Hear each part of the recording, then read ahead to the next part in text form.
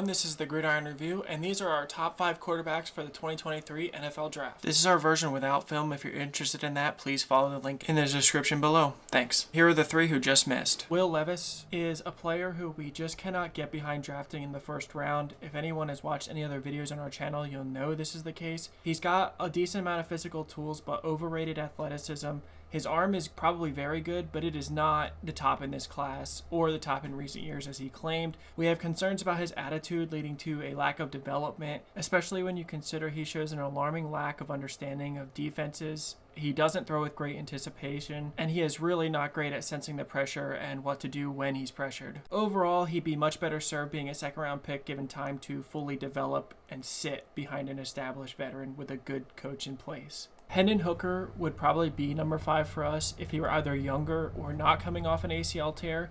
It kind of gives concern to him being able to play right away with the injury. That being said, he's a high-level competitor. He shows up when he's needed. Just look at the Alabama game. He's got decent athleticism and a decent arm. Neither are elite, but neither are average either. And he just is acing the interviews and the pre-draft process by all accounts. We think he's going to be an early day 2 selection who may end up starting sooner rather than later. But his coming off of an injury and his age have us just rating him outside of the top 5. And then finally, Stetson Bennett is a player we really like his film on. We think he's underrated as a potential starting quarterback. That being said, he's not acing the pre-draft process. His combine was up and down, although he did show off a strong enough arm and good athleticism while barely running, it looked like. But reports are that his pro day was rough. He did get arrested, and we still think he can be a starter, but his draft stock is definitely not pointing up.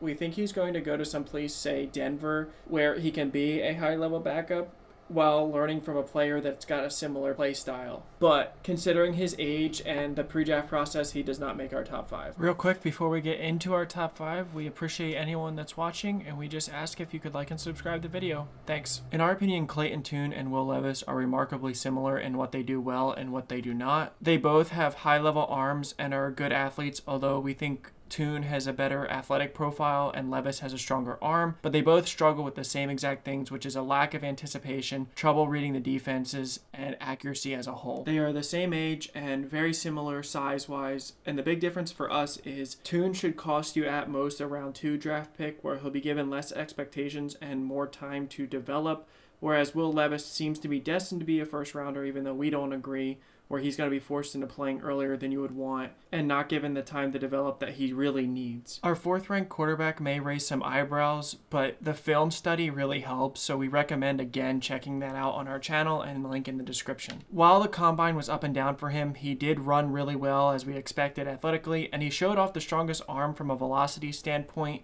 which was the biggest question we needed answering. Where DTR stands out though is his leadership and hustle. Again, on the film, he will pitch a ball to his running back and then sprint ahead to be the lead blocker, and he does that constantly. He'll be a vocal leader for whatever team he goes to. He needs some development with his mechanics, specifically on his lower body, but his profile, his leadership, again, with his athleticism, reminds us a lot of Jalen Hurts. If given time, he could work out in a big way like Hurts has for Philly. Bryce Young is a prospect in our opinion that we do not love, but we also don't hate. He is a great leader and showed it again with his interviews at the combine. His arm and accuracy are good, not amazing. He does have size concerns, although our reason for ranking him 3 is not related to this, but he is an overrated athlete. He has a really good sense of maneuvering the pocket, but rarely does he make people miss, and you can't expect him to be much of a rusher at the next level. In our film breakdown, we go into our biggest problem with him, and that is the game versus LSU, where he was repeatedly pressured all over and he really struggled, especially when he was pressured up the middle. And this is one of those red flags that we have concerns at the next level for, where teams will be able to scheme him and give him extra pressure up the middle and see if he can handle it. He really hasn't been tested too much, so we are unsure how he's going to fare at the next level. That being said, he does remind us of Alex Smith. He's a little bit less of an athlete, and we also wouldn't be taking him with the 1st overall pick because we think he's going to be a fine pro but not a great pro.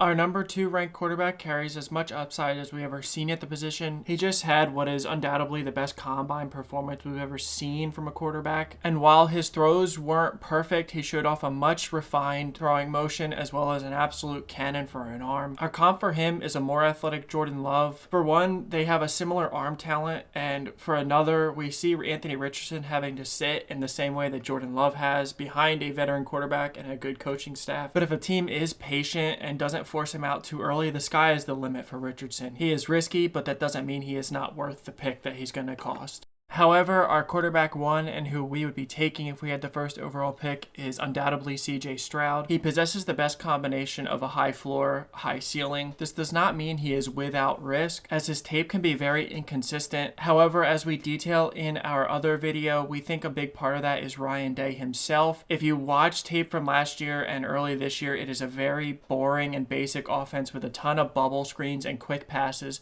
where it didn't allow Stroud to fully embrace himself as a passer. However, in the Georgia game, which we do break down in the other video, the offense was creative, it was very pro-looking, and Stroud therefore had his best film to date. Now, our other concerns for Stroud have to do with his leadership, as he doesn't seem to be truly vocal.